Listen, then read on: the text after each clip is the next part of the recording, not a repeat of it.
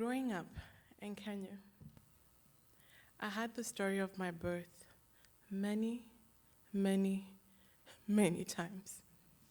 And that's because when my mother was pregnant with me, she had anemia. As a result, I was born too early. At 32 weeks, weighing barely a pound, anemic myself, the doctors gave me 72 hours to live. No doctor was willing to waste an incubator on a dying baby. So my mom paid double. She paid for the incubator and she bribed the doctor to give me a fighting chance. I was her miracle and she never let me forget it. I used to think she was overly dramatic when she would make me stand up in the middle of a room full of family and friends to tell the story. Until I met the woman who delivered me. I was 14 at the time. I was with my mom. We were walking downtown when we met this woman in a beautiful white nurse's uniform. When I was introduced to Sister Margaret, she threw her hands into the air in public and started to pray loudly, thanking God for her little preemie who had grown up into a tall young woman. I didn't know what to do with this moment.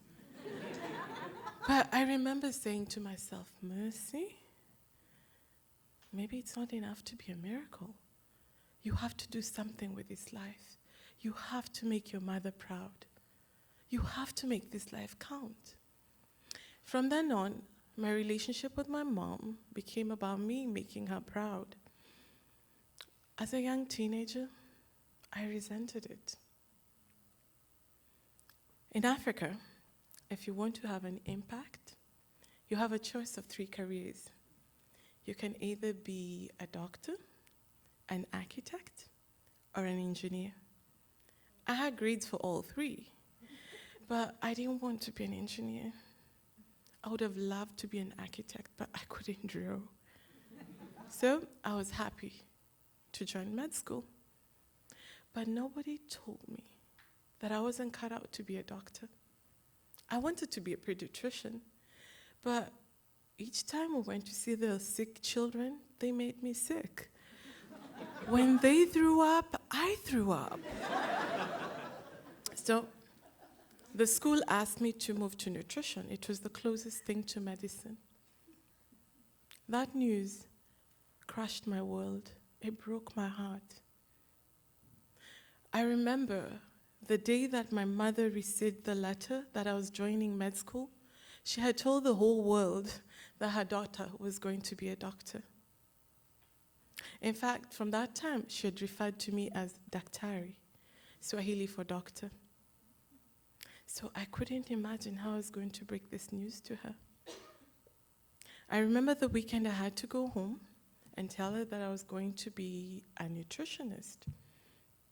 She wasn't expecting me, so when she opened the door, she asked, Daktari, what's wrong? It was a cold evening like today. It was drizzling.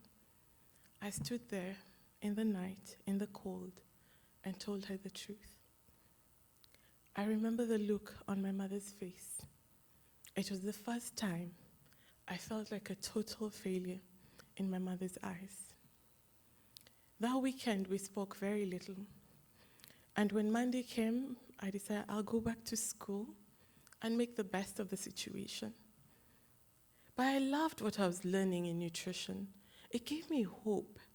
Hope that I could use what I was learning to help the communities that I saw in Kenya. So when I got the opportunity to move to America and do a PhD in nutrition, I grabbed it. I was in Cornell for 5 years, and when I was done, to please my mother, I started to look for a job in Kenya.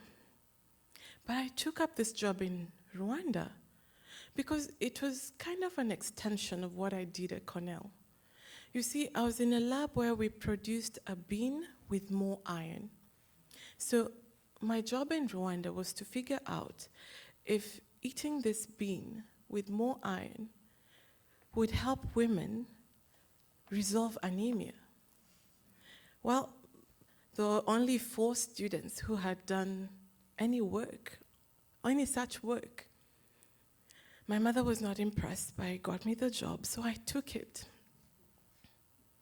In this study, there were 200 university women aged 18 to 27. I had 135 days to get the evidence, but it wasn't easy. You see, I had this iron biofortified bean and a normal bean that looked exactly the same. I didn't know which girls were taking which bean, so we couldn't cheat. We had to allow the science to work. Did I mention that this study had failed before? At that time, I was a year behind schedule. In fact, a friend of mine had called me to say, Mercy, you're going to get fired. I called my mom looking for comfort, and she said, baby, you should have listened to me. But you signed up for this, so you better do it. I was screwed. This was a Hail Mary on so many levels that I really needed this to work. I wanted it to work. I remember it like it was yesterday. It was early evening, and as usual, I was setting up for dinner, and I was watching the sunset.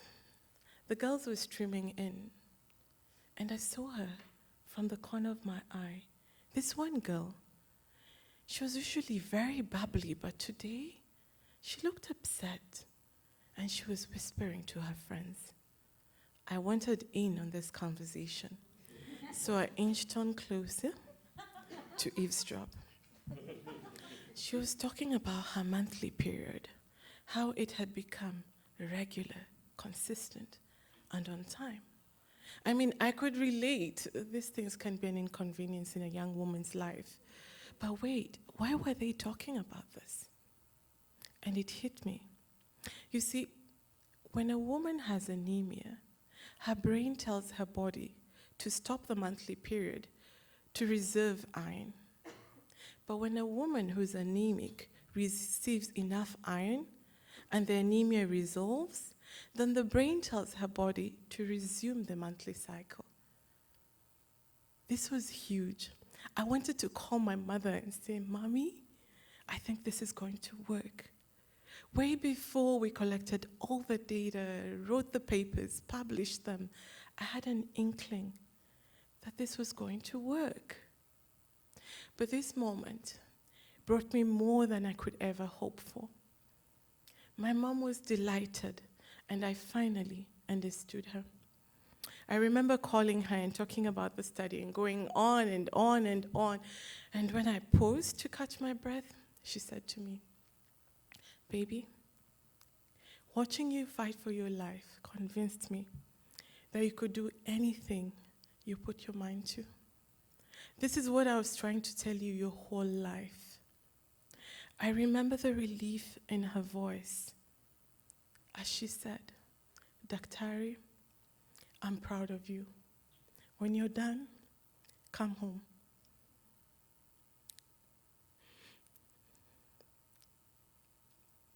It was a wonderful moment for me.